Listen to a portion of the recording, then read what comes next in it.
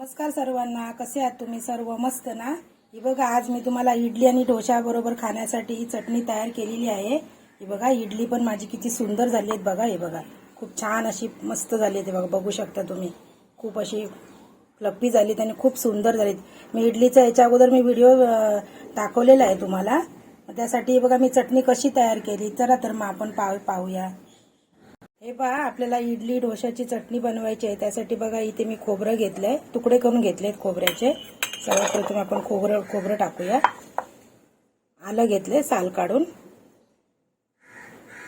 लसूण घेतली 3 पाकळ्या, आणि इथे बघा ही हिरवी मिरची मी एक तिखट घेतली आणि बाकी असे जास्त तिखट नाही असं घेतले, तुम्ही कमी जास्त करू शकता त्यामध्ये।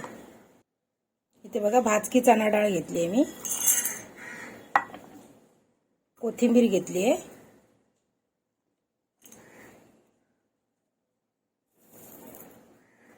साखर घेतली मी 1 चमचा, मीठ बघा चवीनुसार घेतलं इथे मी। आता अर्ध्या लिंबाचा रस पिळणार आहे मी त्यामध्ये।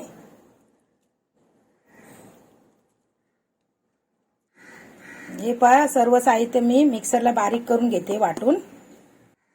ही पहा, आपली चटणी तयार झालेली आहे, बघू शकता तुम्ही किती सुंदर चटणी झाली आहे बघा। ही बघा, मस्त झाली आहे ना। आता आपण याला तडका देऊया। हे पहा, इथे गॅसवरती मी तडका पॅन ठेवलाय, आपण त्यामध्ये आता तेल घालूया। तेल तापल्यानंतर आपण त्यामध्ये राई घालूया, जिरं घालूया,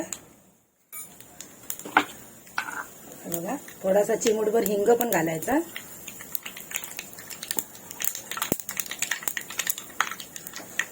बघा हे लाल मिरच्या घालूया आपण, कढीपत्ता घालूया। हे पहा, ही चटणी थोडी कोमट झाल्यानंतर आपण त्याच्यावरती तडका टाकून द्यायचा आहे।